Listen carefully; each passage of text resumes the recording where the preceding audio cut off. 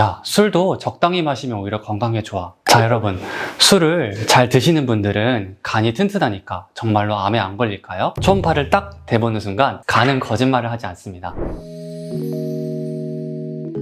올바른 치료를 위한 영상 길라잡이. 안녕하세요, 닥터네비입니다. 여러분 혹시 술 좋아하시나요? 요즘에는 좀 나아졌다고는 하지만 대학교에 들어가면 서로 억지로 술을 권하는 문화도 있고, 또 직장인들은 어떤가요? 하루 종일 스트레스를 받고 집에 돌아오면 TV로 넷플릭스를 켜놓고 마시는 시원한 맥주 한 잔. 이거 정말 포기하기가 쉽지 않죠? 이렇게 우리나라는 정말 술에 진심인 민족입니다. 그런데 꼭 이런 분들이 있어요. 야, 술도 적당히 마시면 오히려 건강에 좋아. 혹은 야, 나는 간이 튼튼해서 아무리 마셔도 괜찮아. 이런 분들도 계시죠? 자, 여러분, 술을 잘 드시는 분들은 간이 튼튼하니까 정말로 암에 안 걸릴까요? 오늘 팩트체크 함께 해보실게요. 자, 그럼 이제 본론 갑니다. 여러분, 간암을 일으키는 가장 흔한 원인이 뭘까요? 제가 이렇게 여쭤보면 대부분 술이라고 대답하세요. 왜 그런가 생각해봤더니 드라마에 보면 비운의 주인공들이 시련을 겪고 나서 알코올 중독에 빠졌다가 결국 간암으로 쓰러지는 스토리 한 번쯤은 다들 보셨잖아요. 그런데 사실 가장 흔한 원인은 술이 아닙니다. 그럼 뭐냐고요? 바로 B형, C형 간염 같은 바이러스 감염이에요. 우리나라의 간암 환자 중 무려 80% 이상이 바로 간염 보균자입니다. 그럼 술은 괜찮은 거냐고요? 아니요, 절대 아닙니다. 간암의 원인 중 술이 차지하는 비율은 약 10%에서 20%지만 이것도 결코 무시할 수 없는 비율입니다. 우리가 술을 마시잖아요. 그러면 술이 최종적으로 거치는 곳이 바로 간이에요. 간에서는 알코올을 분해하고 해독하는 과정을 거치는데, 다시 말하면 간은 술을 처리하는 공장과 마찬가지죠. 그런데 만약에 공장에서 일을 너무 많이 시키고 야근도 돌리면 어떻게 될까요? 직원들이 너무 힘들고 불만도 쌓이니까 공장이 잘 돌아갈 수가 없겠죠? 이 간도 마찬가지예요.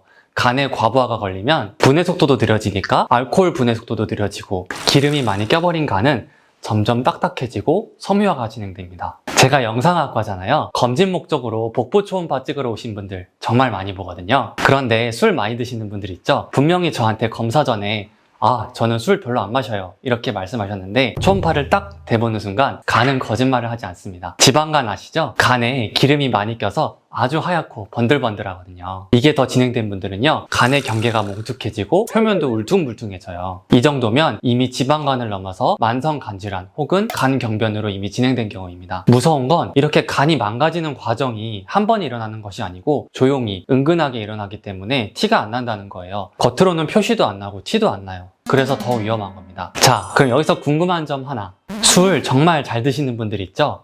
그런 분들은 간이 튼튼하니까 정말 괜찮은 걸까요? 답을 얻기 위해서는 우리 몸에 술이 들어왔을 때 어떻게 대사되는지를 우선 알아야 합니다. 우리가 술을 마시면 술은 간에서 아세트알데히드라는 물질로 바뀌고, 그 다음에는 이걸 아세트산이라는 무독성 물질로 바꾸어요. 문제는 이 중간 단계인데요. 아세트알데히드, 이게 바로 독성 물질이거든요. 아세트알데히드가 몸에 오래 남아있으면 머리도 띵하고 속은 울렁거리고 얼굴은 홍단무처럼 빨개지는데요. 이게 바로 숙취입니다. 이 과정에서 아주 중요한 역할을 하는 고마운 친구가 있어요. 바로 ALDH라는 효소인데요. 이 효소가 많으면 많을수록 술을 더 빨리 분해할 수가 있습니다. 그런데 안타깝게도 한국인은 대부분 ALDH라는 효소가 부족해요. 그래서 같은 양을 마셔도 숙취가 더 심하게 오고 몸에 더 부담이 가겠죠. 반대로 술을 더 잘 드시는 분들은 운 좋게도 이 ALDH 효소가 많이 나오니까 술도 더 빨리 분해되고 숙취도 덜하게 되는 겁니다. 그래서 잠깐, 제가 아까 술이 대사되는 과정을 공장에 비유했었죠? 공장에서 일을 빨리 한다고 그 일이 덜 힘들다고 말할 수 있을까요? 내 몸에 들어오는 술의 양이 같다면 결국 전체 일의 양도 같으니까 간에 가는 부담도 똑같을 수밖에 없겠죠?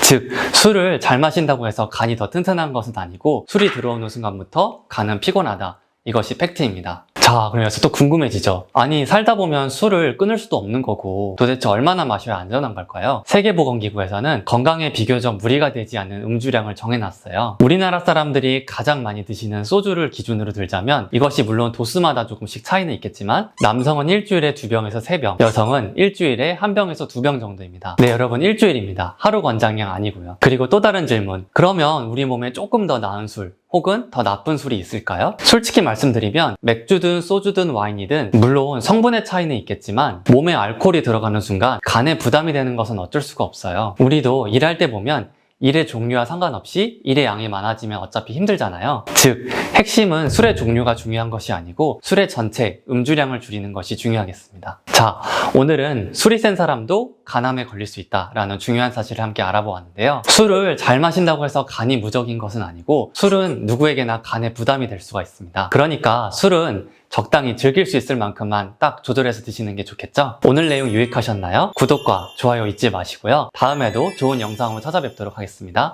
감사합니다. 올바른 치료를 위한 영상 길라잡이